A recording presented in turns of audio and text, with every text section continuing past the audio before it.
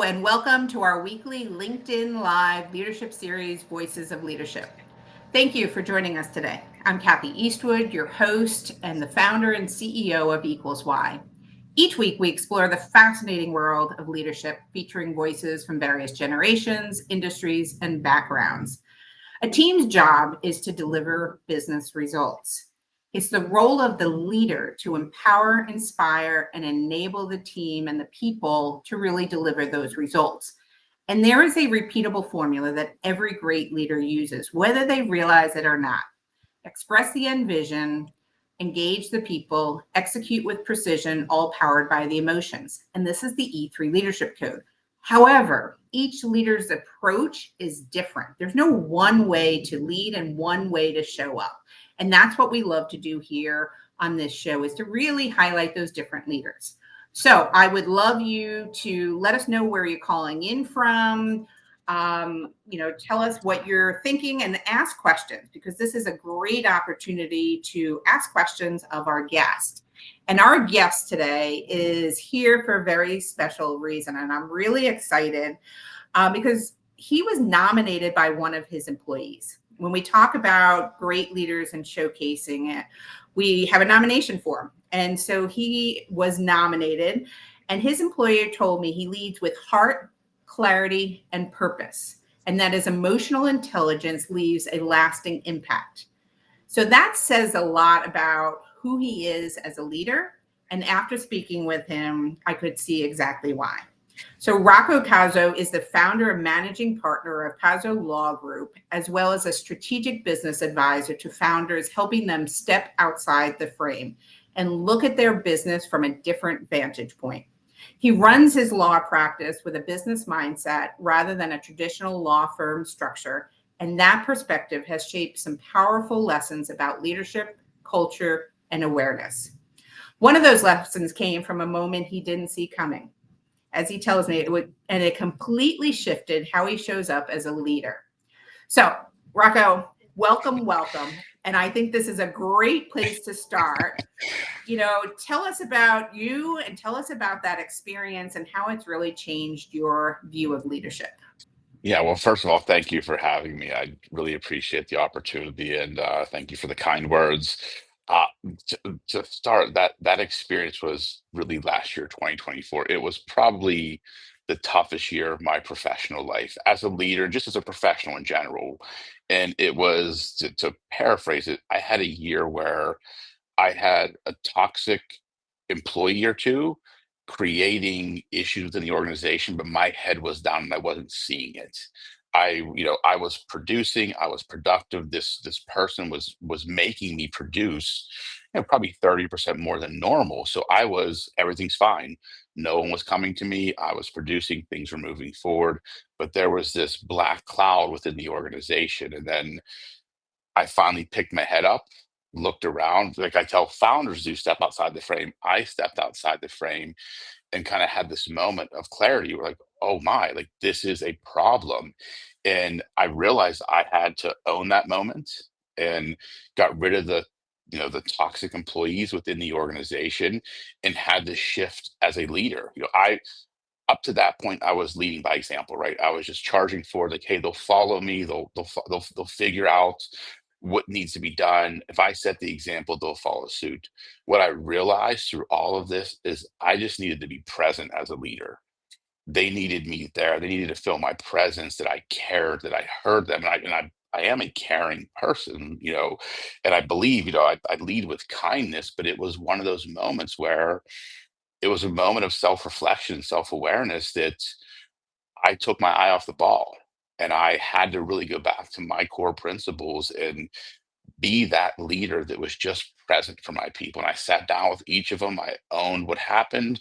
I made a promise to them it would never happen again. And that really shifted the organization to where we are now, which, to me, again, every organization has challenges, right? But I think we're all rowing the boat in the same direction now. And it's such a refreshing feeling.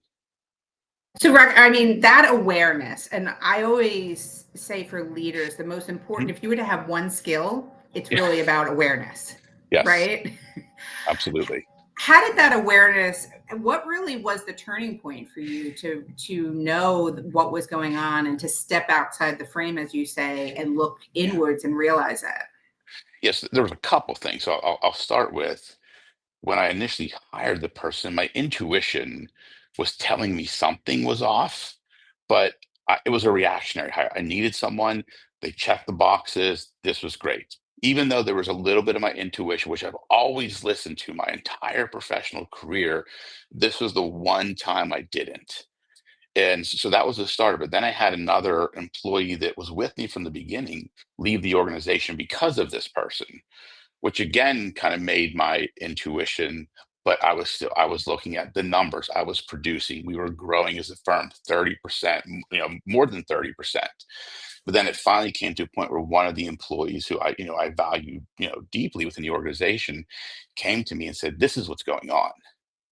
And it was like that smack in the face. And then when I took a step back, I said, "How did I not see this?" Because it was very easy once someone handed it to me and said, "This is what's going on. You need to look around."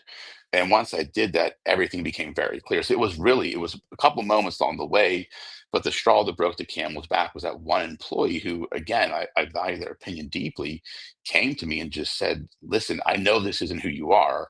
This is what we're being told, and this is what we're seeing. This doesn't make sense." And that was the moment. It was really and it was a painful moment to realize. So when you look back on this now, Mhm, so do you think going forward, what are you doing differently now so that you mhm. wouldn't be in that situation? And what would you recommend to other leaders so that they don't fall into the same trap? Well, so one, keep your head up. That's the easiest way to say it, right? So I believe I'm very engaged with my team again.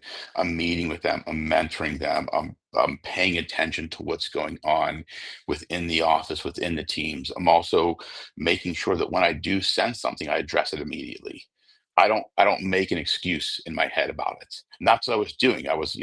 Things didn't feel right, but I was making these excuses in my head, like, "Oh, this is why. If there was a problem, someone would come to me." I have intuition for a reason, and so now it's following that intuition. And if I advise any leader, it's truly just our employees need us. They need our presence. They need our guidance. They need our coaching, our mentoring. There is leading by example, but you also have to lead by mentoring and guiding, and that's what I really came back to doing, and that has helped tremendously. That is fantastic advice. And I think when we were talking the first time, Mhm, and I thought it was very interesting because I hear when I talk to a lot of lawyers, and especially those that are working in some of the big firms or even mhm, smaller firms, leadership is not something that is really very prevalent. We've got to, we got to bill, we got to get things done. yeah, So you're obviously coming at this from a very different point of view to begin with, that your yeah, employee felt comfortable coming and mhm, talking to you about this. yeah. Definitely. Yeah, and when I started the firm, so part of my background was I started in big law, and then I was general counsel of an IT firm for 14 years. So I worked with big law when I was in-house. When I started the firm, our tagline is redefining legal services. I wanted to create a different type of law firm. Like it's a business that sells legal services. We have to operate like a traditional business, not siloed law firm where it's all about billable hours and profitability. To me, I don't care so much about the profit, it's about the people that I'm developing within the organization. So I've always looked at it that way, and we've created this environment. We have our firm has three core values, and this is what we live by. The first one is be a good human being. First, that's the first bar you've got to be a good person, be empathetic, kind, understanding. Two, you have to have an entrepreneurial spirit. Doesn't mean you have to be an entrepreneur, but you have to be able to think outside the box and solve problems differently. When I started this, I said, law firms do it this way. I don't have to do it that way. I can change the model. So I want people to see it that way. And then the third is just be willing to get dirty. And the example I always tell people, I'm not above doing anything. I will be in the kitchen washing the dishes. I would expect everyone here to do the same. And when you find people that fit that mold, it's very easy to lead them. Yeah.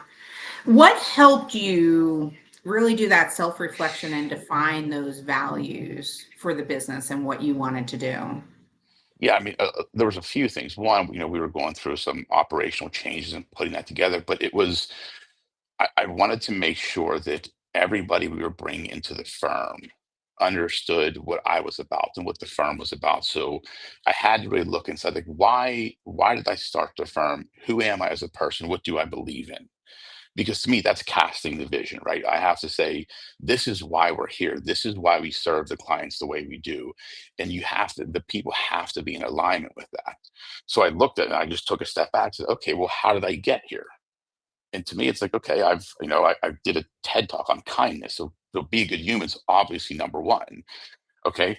Entrepreneurial spirit, that was okay. I started this. No one in my family was a lawyer. I'm the first one to go to college. I had no idea how to start a law firm. I just walked away from corporate America one day and said, I'll figure it out. And here we are. And then three is I was always willing to do whatever it took. So it's really just kind of looking at myself and my journey and saying that's really the values that got us here. Then the people I bring in all tend to exhibit those values. I love it. It's exactly how we really stress for people to start inward, right? Looking Yeah, inside and knowing your own values. What's your purpose? Why do you exist? And why are you building this business? And then that becomes the foundation of the business, right? And then you absolutely. attract the people coming with you to say, I want people like me to help, on Yes. that journey. I love it. It's Yeah. fantastic. Thank you. We have a question from the audience. Yeah. So Ralph has asked, how do you strike the balance between engagement and employees and then engagement and your clients? Because each one drives the bottom line in a different way, but Mhm. sometimes it's not obvious which one might need more attention. Yeah. I mean that's a great question. And I do think it's very fact specific, right? Because every employee, one as a leader, first and foremost, you have to understand what each employee needs, the type of engagement, the way they communicate, what motivates them. Just because I communicate a certain way and give a certain level of guidance and mentorship to one employee does not mean it's going to work with the next one. So I have to understand the effort it takes. I also, to the point, I have to balance the client expectations as well. But honestly, like as a business owner, if I don't have employees, I don't have a business. I will always be able to get clients and find clients. And not that I'm saying clients don't matter, but if it comes down to one or the other and I have to make a choice, I'm always going to choose my people. Like I've fired clients because they treated my employees poorly. To me, there's no dollar that is worth anyone treating my employees in a way they shouldn't be treated. So it I is love finding it. a balance. Yeah, but it does start with the people, right? Because Yeah. do you find when you have the right people and they're engaged and they're happy and they're Hmm. comfortable and they're following your values, which I love, Yeah. right? Then they're then treating your customers and your clients better, right? Yeah. And do your 100%. clients feel it? Do they know your values and what you stand for? And is that some of how you've attracted your clients? 100%. I would say there are so many clients that the biggest compliment we can get as a firm is when someone gets off the phone with one of us, one of the attorneys. Oh, you made that so simple. I have such peace of mind now. Like Mm. that's what I want because we always say, when I mentor my attorneys, I say, look, we may be handling 50 matters at once, but when we're talking to that client, that is the only thing on their mind at that point in time, and we need to make sure that's the only thing on our mind at that time, and they need to feel that it's just as important, if not more important, to us than them. So I want them to come away with they feel heard and understood, and then we give them truly peace. That's what we sell peace of mind, is what I say. That's it. And I've trained all of my employees to do that. So I think that's just a testament. I mean, probably 75% of our client base is referrals from other clients. So we're And it doing all something starts right, with as the I could say. people. Yeah. Yeah, no, I love it. But I mean, what I'm hearing you Mhm. say, and I'm going to kind of tee it up because there's a lot of people that are like, I don't have the time for this. This is Sure. a nice to have. But I mean, your stories and how you're sharing this is you spend an Mhm. awful lot of time with your team, Mhm. mentoring, coaching, guiding, and telling them your philosophy and what Mhm. we do and why we do. Is that a Yeah, fair statement? absolutely. And you make time for what's important. Truly, it is, and to me, it doesn't mean you have to meet with every employee for an hour every week. Someone may just need 5 minutes or a simple stop by their desk and say hello and how are they doing. One thing I did even last week, I realized that I'd never shared my personal, like my upbringing with my employees, like single mom, really struggle throughout childhood. I literally wrote that to my employees, explained to them, this is who I am, this is why I'm here. This is why you're all here because you matter. Like like I wanted people to see that even though they're all in different development phases of their career, they are enough. That's why they're here. So I gave that to all my employees last Friday. So it's just doing things like that. It took me, 15, 20 minutes to write. That may have an impact that lasts for years. Yeah. I love it because, and we do this a lot in our boot camps. We ask everyone to do the Mhm, self reflection, know yourself, know your values. And the next piece of it is sharing it with your employees. So I mhm. had one CEO that we were talking about it. He did this reflection. He's like, I just don't understand why my team isn't taking the initiative. I need them to take the initiative. And he suddenly, as we did it, he realized that the reason he expects it, his family did it. Mhm. He grew up with a single mom and Yeah, everyone pitched in, and he's like, I yeah, want my team, my family to do the same thing, but he had never shared that. yeah, And yep, his team's all going, well, I'm scared to screw up. And he's like, oh, I have this disconnect, right? Like, yeah, but you have to have those conversations around it. So yes, I love your self-reflection because this is what I coach so many people on is know yourself and then yes, share it. absolutely right. I couldn't agree more. Yeah. So Rohit has a question for you. Mhm, How do you balance being approachable as a leader while mhm. maintaining authority? So another great question. I believe authority is something I don't think you maintain, you either have or you don't. You either have authority or influence as a leader or you don't. And so to me, like I'm probably the most laid back person in the office. I'm very kind of just we'll figure it out. Like I've always been approachable, but because of who I am, I have the authority. They know that when I say something, I'm serious.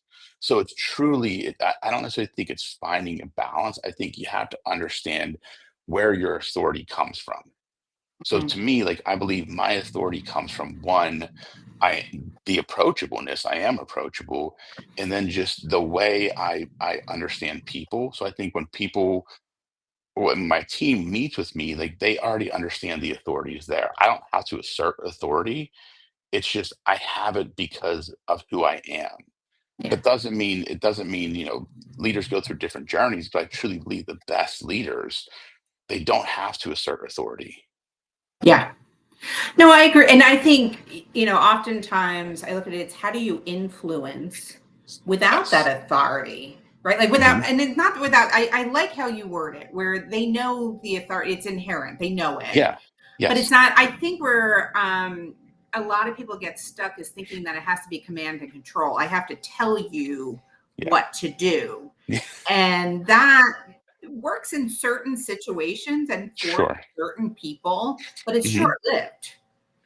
Absolutely right. Yeah, that's a great point because I worked for a command and control leader in the past when I was in corporate America, and I had to learn how to navigate that. And to me, as an employee, like the way I navigate a leader like that, I knew that anything I wanted to get done, I had to make it their idea. And again, like I don't want my employees to feel that way. Like I'll never be a command and control. To me, it's I want people to come in with ideas and we'll vet them and we'll sort them out. Like, I'm not going to just because I see the world a certain way doesn't mean it's right. And I'm humble enough and I have humility enough to say, I don't know everything. Like I'm figuring this out as I go. And I think when people see a leader have that humility, they want to work harder for them. Then the authority becomes inherent because they know I'm not holding myself out as I'm perfect and you have to do it my way. And commit. I always say I've seen command and control leaders, and to me, there's a lack of self-confidence when they're command and control. That's truly, if I look at one personality characteristic with those types of leaders I've worked with, is they lack self-confidence. So they use their title as the way to command and control. To me, the best leaders just show up and people know they have the authority because of the way they present themselves. Yeah, I agree. And when you ask people to do that self reflection, like what's the best manager or leader or boss that you ever worked with, Hmm. you never hear them say, they inflicted their authority. They Right. told me what to do. Right. I knew they were in control. Right? It's always they're authentic, they're Yep. caring. They didn't micromanage. Right? They Yeah. listened to me. So, and Yeah. those are the people that make you want to work harder. Yes. Absolutely right. You know, 100%.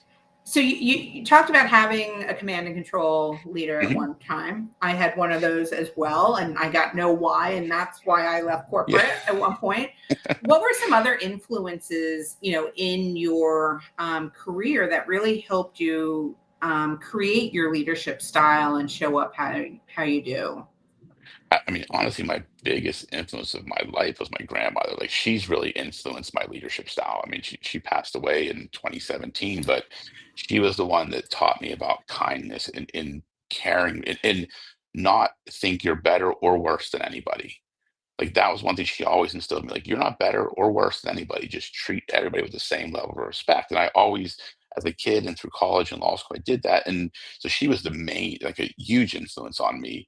Then I had a couple, I don't wanna say bosses along the way, because I didn't, I was in a law firm out of law school, then I worked in-house, so I had a bunch of different kinda bosses in that way because, I was the general counsel, so I reported to various people at various times, but there was really no lawyer above me necessarily. Um, but there were a few people that influenced me. One of them in particular was in corporate America. I just saw how this person navigated people and really would take the time to listen.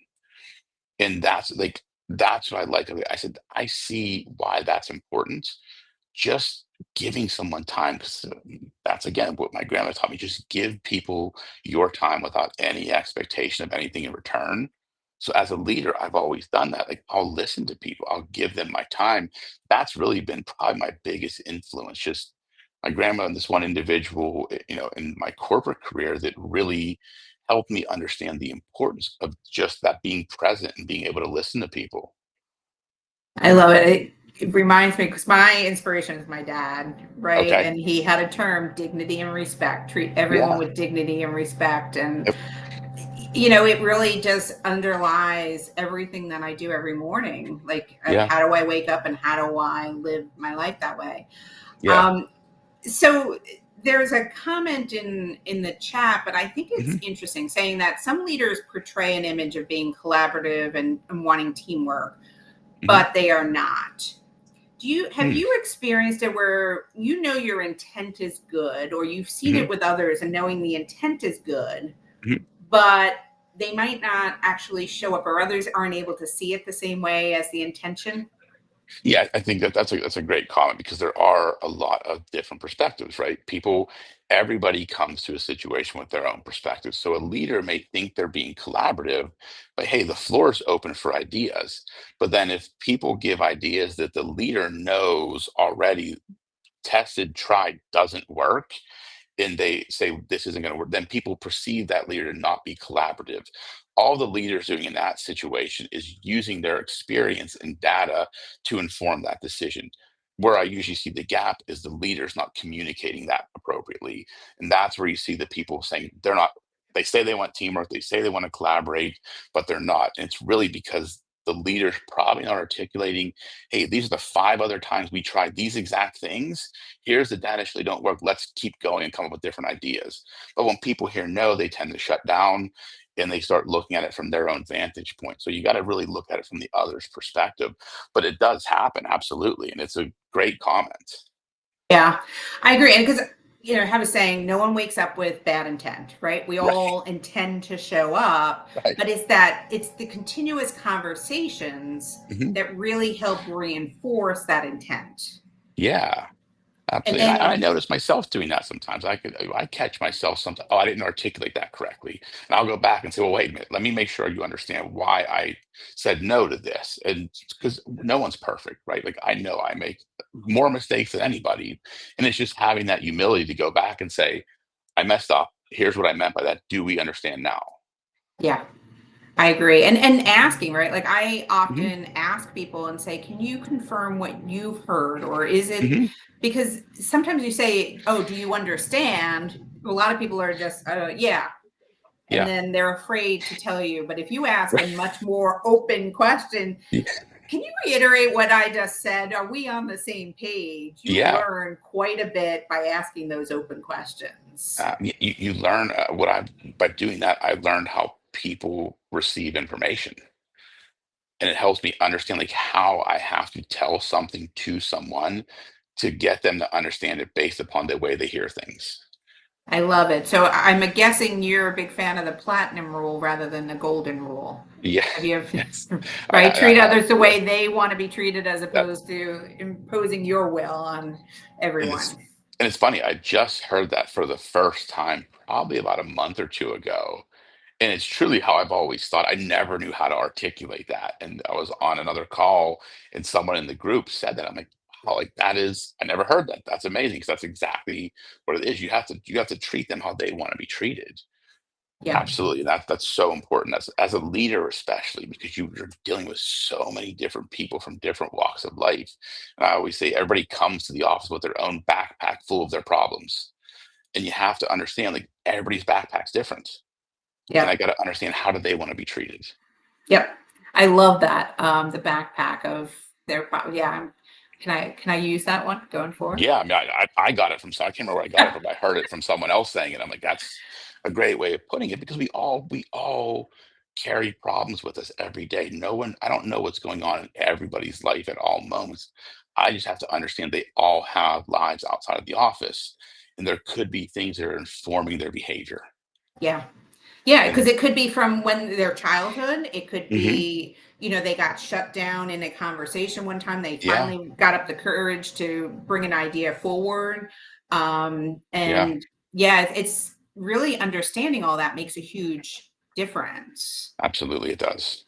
So, all right. So we've got a question. Ralph has another one for you. Okay. So you hired an employee who turned out to be a toxic. Mhm. What should you look for in the future to avoid that situation? You said your intuition was there, but were there other clues to look for? So when someone's looking to bring on a potential employee, Mhm. what are some recommendations you have? Yeah, it's a great question. One, the intuition, right? If you're leading people, you've probably developed some level of intuition for people. Listen to it. I didn't listen to mine. The second piece I would do is bring in people that know you within your organization to also interview that person. Because sometimes we can't see it. We're too, like in that instance, I was underwater. I needed help.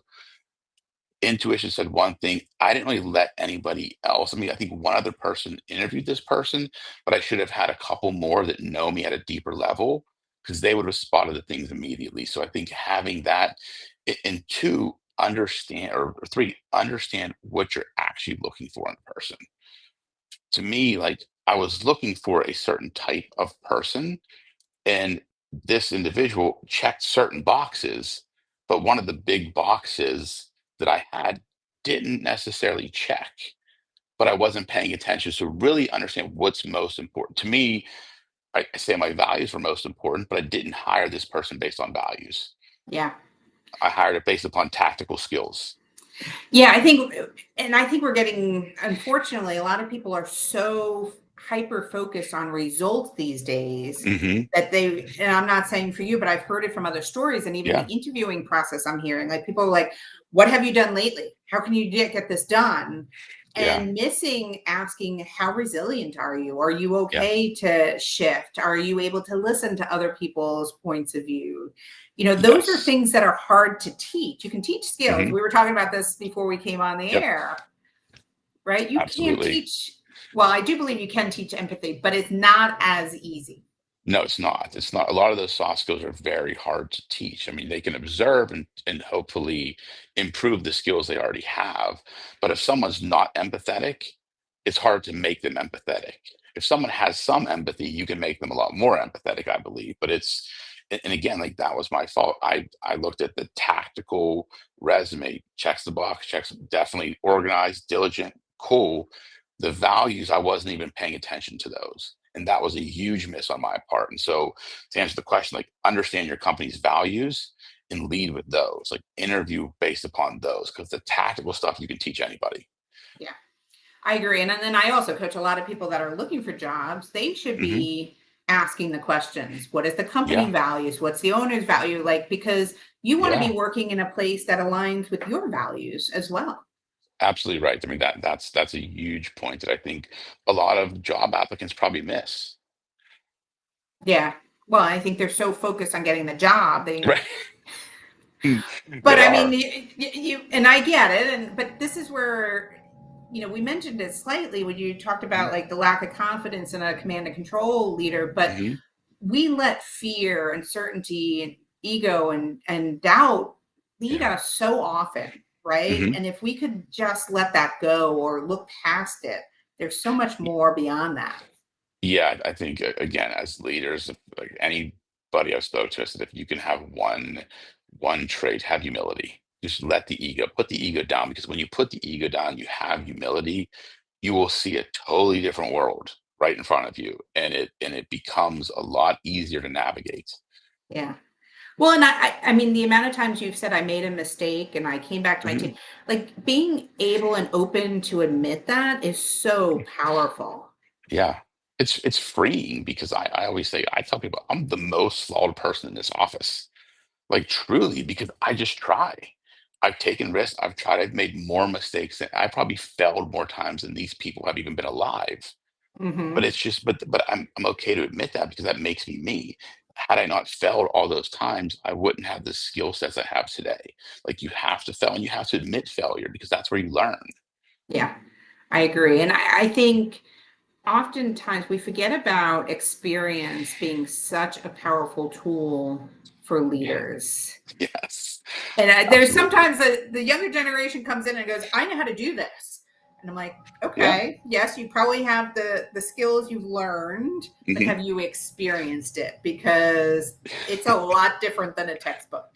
Yeah, it really, just the feeling of going through something. I always say, you can understand and read a book on how to go into a storm, but actually being in the storm and coming out the other side is a totally different experience. And sometimes you just have to live through it to understand it. Yeah, I agree. I love it. Well, Rocco, we are at the bottom of the hour. I can't believe how fast this Yeah, time's I go. do I go say this every fast. time. Yeah. You have given us so many great nuggets. If you had one piece of advice to Hmm. lead for a new leader coming on board or someone that is starting to understand how important emotional intelligence really is, what would that Hmm. advice be for that leader? Yeah, understand yourself first. If you don't understand yourself, you won't understand anybody else. There's no textbook to read. It's just know who you are, what matters to you, and how you see the world, and truly what your values are. Understand that first, then you'll be able to lead other people. But if you don't know yourself, you're not going to be able to know anybody else. I love it. That is absolutely fantastic advice. Thank you. And I have one more person that jumped in and said, they've dealt with different personalities.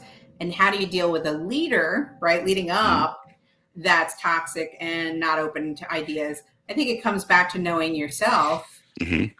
Yeah. and leading them.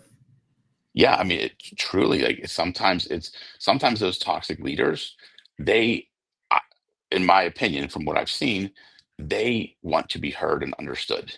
Mm. And they're toxic because they feel like they're this outcast and no one understands them. So they're just like, "Well, this is how it's going to be." If someone just comes to them hat in hand, hey, I want to learn, like, here, like, and just almost try and get them to tell you a little bit about themselves, so they feel heard and understood, it can take away that toxicity pretty quickly. I love that. And, again, it goes back to we all carry the backpack. Yeah. I'm taking the backpack with me Yeah. on this one, Rocco, but we all have the fears, uncertainties, and doubt. And we forget that even the most senior people in a company Hmm. have the same FUD Yeah. going on in their Yeah. minds. And so Yeah. if we remember that and talk to them openly, you Yeah. get, you get a lot more Yeah. interaction and engagement. So, Absolutely. I couldn't agree more. so Rocco, thank you so much for joining Thank you. us. Great discussion. I agree with Shannon that it's been a great discussion. So many Thank you. nuggets. And if anyone is interested in learning more, as Rocco, he teed it up for me beautifully, but getting to know yourself, we're actually having a boot camp that starts on October 8th. And this is the first thing that we focus on, learning Okay. yourself and then how to work with others on it. So if anyone is interested, we'll put the information in the chat. But Rocco, thank you again and Thank you. appreciate it. Appreciate it. And have a great weekend. Thanks You do all the for same. joining us. We appreciate it.